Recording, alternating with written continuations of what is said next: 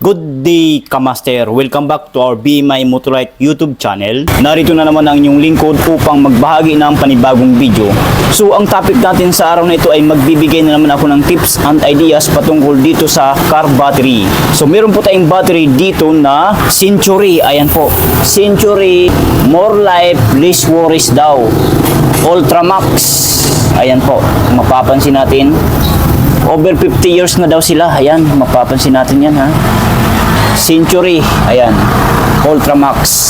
Ang size or sukat sa battery na ito ay 2SM, 70 Ah or ampere hour, 12 volts, maintenance free battery. Ibig sabihin, less hassle. Hindi na kailangan na tutubigan or babantuan kasi ang battery na ito ay maintenance free, ready to use. At once na mamit ang 2 to 3 years, i-dispose na ang battery na ito. Sa madaling salita, palitin na.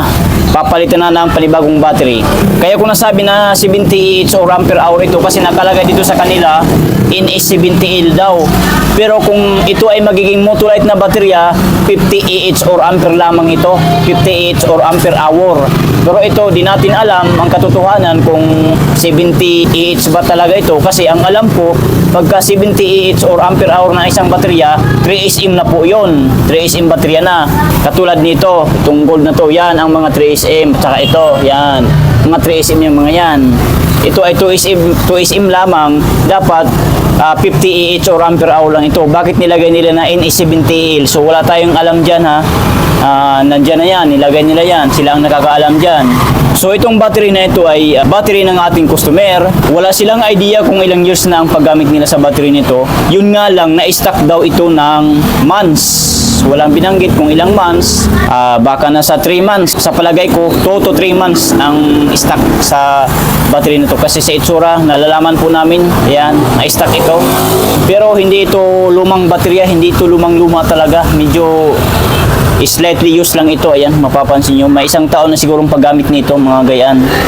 So ngayon, ito ay papacharge lamang natin customer. Bago natin ito i-charge, siyempre, aalamin muna natin kung ilang voltahe ito, kung may voltahe pa ba, tsaka yung specific gravity ng battery na ito. Kasi may 6 na butas ito, may tubig yan. So bago ang lahat, iba-battery tester muna natin. Ayan. Kabit natin dito sa positive at sa negative. Ayan, kung mapapansin natin, ang reading sa voltahe ng battery na ito ay wala, as in wala po siyang reading. Ayan, no? Kitang-kita nyo naman yan sa actual, no? Kung mapapansin nyo, wala talaga siyang kabultahe-bultahe. Ibig sabihin, talagang patay na ang battery na ito, dead bat. So, pero ganun pa man, huwag natin agad-agad na husgahan. So, bawiin kong aking sinasabi ha. Yung nasabi kong patay na ang battery na ito, dead bat na, babawiin ko na lang po. Kung nagkakamali man ako, sorry, pasensya na. So, pagka ganito, huwag natin agad-agad na huhusgahan. Sabi natin na sira na ang baterya, dead bat na, kasi walang kabulta-bultahe. Ayan, mapapansin natin. So, hindi po dyan nagtatapos. Alam mo kung bakit? Kailangan pa natin siyang suriin ng mabuti. Bubuksan muna natin itong kanyang sticker, babaklasin natin yan. Kumbaga, ang ibig kong sabihin, ang final na result nito, bago malalaman kung bad battery ba o good battery na, pagkatapos isa-charge sa battery charger, dito sa ating charger. Yan. Pagkatapos charge dyan, mga 12 hours ng pagcha-charge na hindi pa rin umangat yung voltahe o kung umangat man, tapos pag-testing natin sa kanyang CCE, cold cranking amperes, mababa pa rin, yun talaga sasabihin natin sira na ang baterya. So sana po naintindihan nyo ang ibig kong sabihin. So buksan mo natin yung kanyang sticker. Check natin. Ayan o, pansin nyo naman o. Wala pang halos kadumi-dumi yung kanyang pag-ano natin sa sticker o. So, not sure kung isang taon na bang paggamit nila sa battery nito. Sa palagay ko, wala pa eh. Wala pa isang taon. Mga 6 months lang siguro, are. Malalaman natin. So, atin na lang siguro itong babaklasin talaga. So, buksan natin sa pagbukas naman nito. Sa mga hindi nakakaalam, huwag nyong gamitin ang flat screw kasi mabubungi itong mga yan, mga butas na yan, mabubungi. Maano siya, masira. Ang gamitin nyo para Di yan masisira, gumamit kayo ng pera. Piso lang po katapat niyan o di kaya 25 centavos. Sa ngayon, ang gamitin natin ay piso, are. Bukas lang kayo ng ganun, oh. Bukas na yan. Oh. Yan. Counterclockwise lang ang pagbukas nyo. Magbuksan na yan. Counterclockwise yan, ha. Yan. Sa pagsara naman nito, clockwise, pagayaan. Yan. Clockwise po ang tawag dyan. Counterclockwise naman yung gayaan. Paano baga? Pakaliwa. Counterclockwise. Yan. Medyo mahirap siyang buksan, matigas dahil virgin pa nga ito for the first time na buksan. Yan. Yan, di ba? Mapapansin nyo, hindi nasisira, hindi siya nabubungi. Ayan. Kasi pira lang ginamit natin. Huwag kayong gumamit ng flat screw. Kasi mabubungi ito. Matigas. Ayan, so bukas na yan, oh. So, sa pagsukat dyan, gumamit tayo ng hydrometer tester. Ito po ang itsura. Yan. Battery hydrometer po ito, ha. Sumakuna tayo dito sa pinakaw ng butas sa positive. Yan. Unang butas, ang sukat ng tubig. Ayan. 1200 or 1.200 which is tumapat sa kulay pula. So, recharge po ang tawag dyan, recharge. Ayan, kung pansin niyo, recharge po yan. Yan, titigan nyo ng gusto, recharge yan. Yan, o. Yan, may nakasulat yan na recharge. So, recharge po yan. So, ibig sabihin, lubat lang talaga ang battery na to. Pangalawang butas. So, ang sukat ng tubig ay medyo tumaas. Nasa 1150 or 1.150 which is tumapat sa kulay pula. So, recharge pa rin yan, recharge. Pangatlong butas. Ang sukat ng tubig ay 1150 or 1.150 which is tumapat sa kulay pula. So, recharge pa rin yan, recharge. Pang-apat na butas. Ang sukat ng tubig ay 1150 or 1.150 which is tumapat sa kulay pula. So, recharge pa rin yan, recharge. Pang-limang butas tayo. Ang sukat ng tubig ay 1150 or 1.150 which is tumapat sa kulay pula. So, recharge pa rin yan, recharge. Pang-anim na butas ang tayo, last but not the least.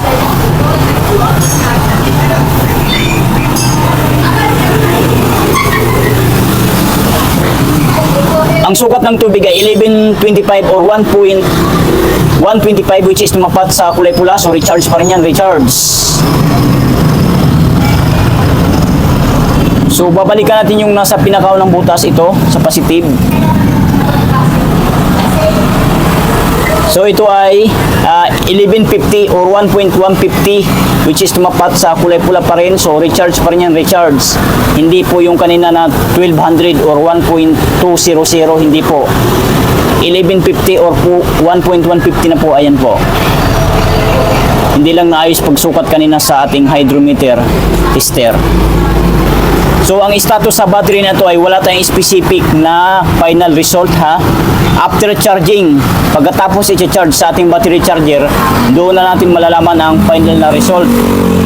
Final na result kung ito po ba ay magiging good battery or bad battery. Dalawang klase lang po, good battery or bad battery.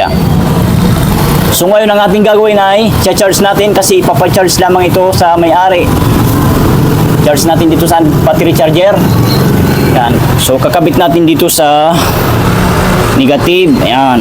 Then, dito sa positive. Ayan. Then, isaksak natin dini sa kanyang saksakan. Ayan. Then, i-open na natin.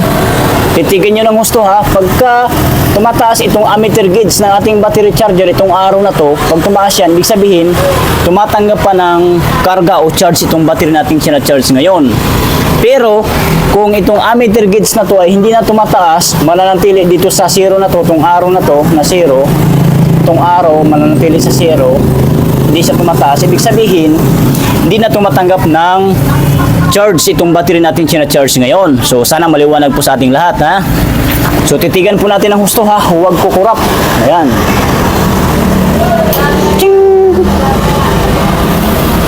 Pansin nyo, hindi man siya gaanong tumaas agad-agad, pero titigan nyo ng husto. Ayan, ilapit ko ang camera oh. Dahan-dahan siya alumanay na tumataas. Ayan po. Yan oh. O, di ba? Dahan-dahan or alumanay siyang tumataas.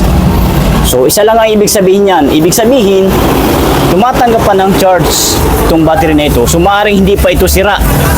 Bukas ng umaga, malalaman ang final result. Atin ito ay i-charge ng magdamag. Ang ating oras ngayon ay, ayan po, 5:21 ng hapon, alas 5:21 ng hapon. Magdamag natin i-charge ang battery na ito ha. Bukas na natin ito ng umaga, alas 5 or alas 6 ng umaga.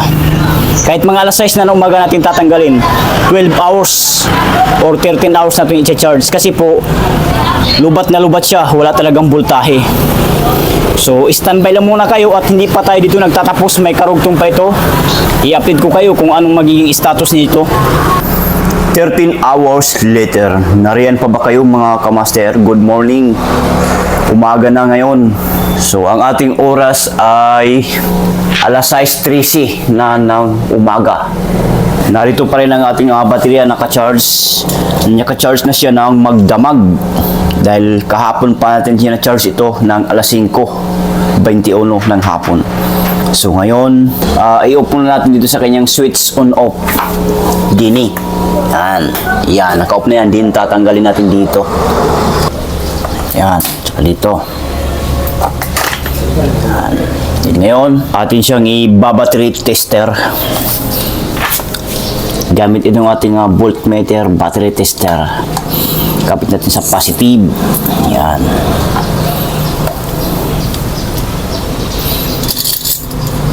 At sa negative. Ayan.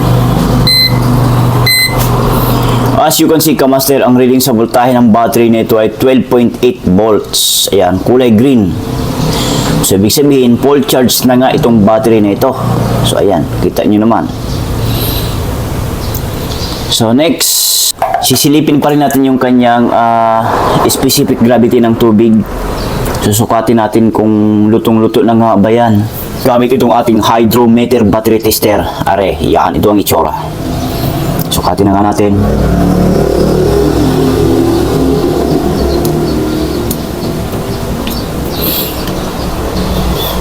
So, unang butas, ang sukat ng tubig ay 1200 or 1.200, which is tumapat sa kulay pula.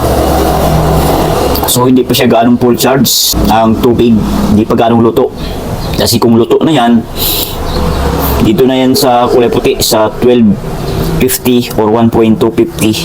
Yan. So, next, pangalawang butas.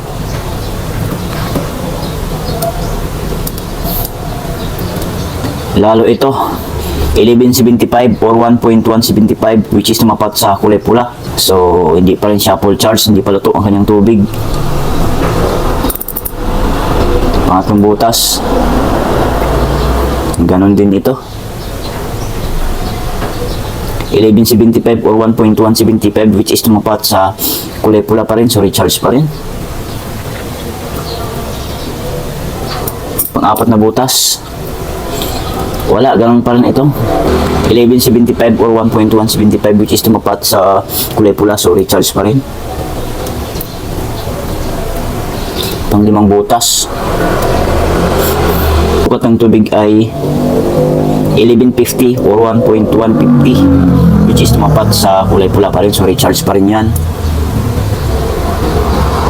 Pang-anim na butas na tayo. So, wala, halosing pa rin, 1125 or 1.125, which is tumapat sa kulay pula, so recharge pa rin yan, recharge. So halos walang pinagkaiba para sa kahapon yung sinukat natin. Medyo mahinang charger kasi ito magcha-charge. Yan, mahinang charger kasi yan. So ngayon, ang gagawin natin, pwede natin siyang ililipat dito sa isang charger. Itong malakas na charger, ito. Yan. So dito natin siya ililipat ngayon.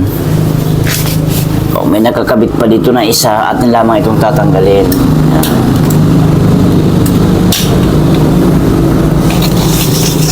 So, ililipat natin siya dito sa kabila. So, ang gawin natin, mag-extend tayo ng time spent, oras baga. Atin itong i-charge ulit dito sa malaking charger. So, kakabit natin sa positive. Yan. At dito sa negative. Ayan. Kahapon pa ay nakasaksak dyan. Hindi ko lang tinanggal kasi may battery naka-charge. So, ay nakasaksak na siya. So, ngayon ang gagawin natin, i-open na natin siya. Ngayon natin dito sa isa. Yan. So, ayan, open na siya. Umiilaw na. Dito naman sa kabila. So, ayan, tumaas agad ang ating ammeter gauge ng battery charger. Ayan. Kung mapapansin nyo, kumukulo-kulo ang kanyang tubig. Ayan, no? Nagsikuluan lahat ng 6 na butas na yan. So, mamaya-maya, kapag lutong-luto na yung kanyang mga tubig na yan, yung 6 na butas, maaaring tatakpan natin yan kasi masyadong mabaho ang kanyang singaw. Parang masama sa ating kalusugan. Huwag kayo magtaka mamaya, baka sabihin yung baka ginalaw mo na yan kasi kanina walang takip yan, tapos pagtingin namin ngayon may takip, matatakpan na. So kaya pinapaalala ko kaagad sa inyo para hindi kayo magtataka. Sa ngayon hindi muna natin tatakpan, mamaya na yan. Hindi ko na papakita sa inyo kung tatakpan ko mamaya kasi saglit na naman tatakpan yan eh. Gayaan lang yan eh. Yan, huwag nang higpitan na hindi lang masyadong makasingaw yung kanyang amoy. Kasi napakatapang ng amoy nito. Masangsang sa ilong. Parang pumapasok sa yung lungs. So, mamaya na. So, extend tayo ng oras time ha. I-charge natin siya ulit. So, ang ating oras ngayon ay alas 6:22 ng umaga ha. Umaga na ito ha. 6:22 ng umaga. Maaring maghapon pa ito. Extend pa ang pag-charge nito. Kasi hindi natin titigilan, hindi natin tatantanan hanggat hindi ito maging 1250 or 1.250 ang kanyang specific gravity. Tumatapat sa kulay puti. So, stay tuned in lang po kayo. I-update ko kayo sa araw na to mamaya hapon. So, nariyan pa ba kayo mga kamaster? Atin ang i-update itong battery natin sinacharge kaninang umaga. Ayan ang itsura. Ayan. So, ang ating oras ngayon ay 1:35 na ng hapon. Ayan po. Naka-charge pa rin magmula kanina at hanggang ngayon. Ayan. So ngayon, atin itong sabay-sabay na aalamin kung ito nga ba ay nagiging full charge na.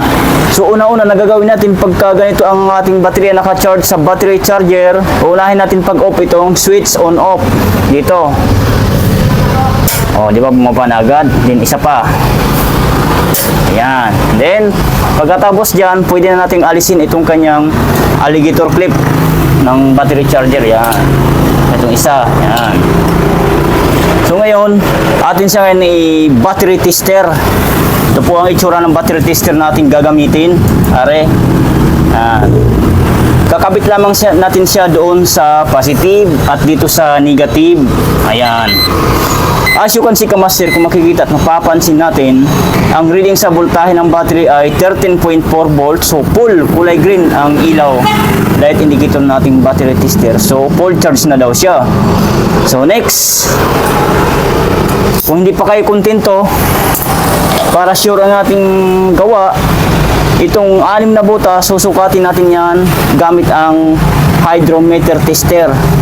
Kung totoo nga ba ang full charge na ang battery na yan. Gamit itong ating hydrometer tester, ito, yan ay itsura. So titigan nyo ng husto. Yan, maguna tayo dito sa pinakaunang butas sa positive. So ayan, kung mapapansin natin, Unang butas, ang sukat ng tubig ay 1250 or 1.250, which is tumapat sa kulay puti. So, fair po yan, fair, good na po yan. Yan po ang totoo at tunay na full charge sa isang baterya. Bago natin sabihin full charge na, pag ganyan-ganyan po ang tubig niya. So, pangalawang butas, so ang sukat ng tubig ay 1250 or 1.250, which is tumapat sa kulay puti. So, fair po yan, fair. So, good po yan, good.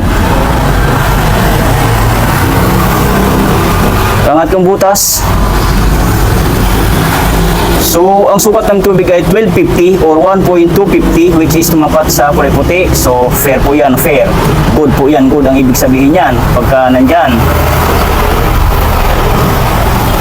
Pang-apat na butas tayo, ang sukat ng tubig ay 1250 or 1.250, which is tumapat sa kulay puti. So, fair pa rin yan, fair. So, good. Good po yan. Pang-limang butas tayo,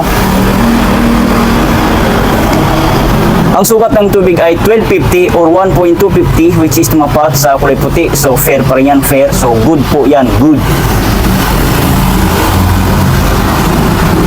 Pang-anim na butas na tayo, last but not the least. So, ang sukat ng tubig ay, ito medyo lumihis, 1225 or 1.225, which is tumapat sa kulay puti. Pero, wala pong problema yan, okay po yan. Kasi nasa puti pa rin naman siya eh, kahit hindi siya umabot sa 1250. So, okay po yan, goods pa rin po yan. Fair. Ang status sa battery na ito ay goods na goods pa siya, hindi pa siya sira. Magagamit pa ito para sa starting purposes, para sa mga sasakyan. Kasi based dito sa specific gravity o tubig ng isang baterya, wala po tayong nagiging nakitang sira. Goods po siya, goods na goods. So ngayon, kung hindi pa kayo kontento, gumamit tayo ng battery analyzer para na rin masilip natin ang kanyang CCA. Ano po ba ibig sabihin ng CCA? Cold cranking amperes. Yun po yung tinatawag na bugso baga ng kuryente na galing sa baterya papunta doon sa alternator ng sasakyan sa starter relay na dapat mataas at malakas para pag susi mo, pag switch on mo sa sasakyan, mag-i-start ka agad. Kasi kung mahina at mababa ang CC ng baterya, hindi po yun mapaikot ang starter relay ng sasakyan. Sana po, nagets niyo po ang ibig kong sabihin. Simplihan lang po natin. So ngayon, sisilipin na nga natin yung kanyang CCA at saka yung healthy. So gamit itong ating battery analyzer. Ito po ang itsura. Yan. Are. So ngayon, kakabit natin siya sa positive at dito sa negative. Ayan. So as you can see, kamaster, ang reading sa voltahe ng battery nito ay 13.2 volts or 13.22 volts. So, ayusin lang natin to. Tsaka resa. Yan. So, sisilipin na natin yung kanyang CCA. Okay. Battery test. Regular flooded. CCA. So, ang ampere hour sa battery na ito 50 amperes. Then, testing na natin. Pindutin natin itong okay. So, yan, nagtitesting na nga. So, as you can see, kamaster, kung makikita at mapapansin natin, good battery po ang nakalagay dito. Ang CCA niya ay 605 CCA. Ang healthy ay 100%, ang charge ay 98%, internal resistance 4.95. So, dyan pa lang sa internal resistance na yan, nagpapahiwatig na good ang battery na ito. Hindi pa siya sira. Good battery pa. Din ang kanyang CC napakataas o 605. Kahit diesel engine, kayang pa-start nito. Kayang paanda rin sa battery na to. Ayan po, kita nyo naman sa actual yan ha. Walang bias yan, walang cut yan oh. Totoo po yung nakikita nating lahat. So ayan. Ayan oh, kulay green ang ating battery light indicator. So, goods na goods ang battery nito. So, ganun lang po kapag may ganito kayong baterya na na-stock ng 3 months pababa, 3 months, 2 months, 1 month, huwag kayo basta magpapalit ng baterya. Dalhin nyo sa mga authorized dealer or outlet ng mga battery shop papacheck ninyong maigi. Kasi maaring lubat lang po yan, hindi yan sira. Sayang naman po, napakamahal ng baterya ngayon. So yun lamang guys, ang video natin for today. I hope na naibigay ko sa inyo ang tips and idea patungkol dito sa car battery. Kung nakatulong ang ating video, please give me a thumbs up. Pakishare na rin sa inyong mga friends, kakilala, kung sa tingin mo na matutulungan ang ating video. And huwag kalimutan mag-subscribe sa ating YouTube channel, BMI Motolite, para updated po kayo kapag may new videos akong ina-upload. Bye!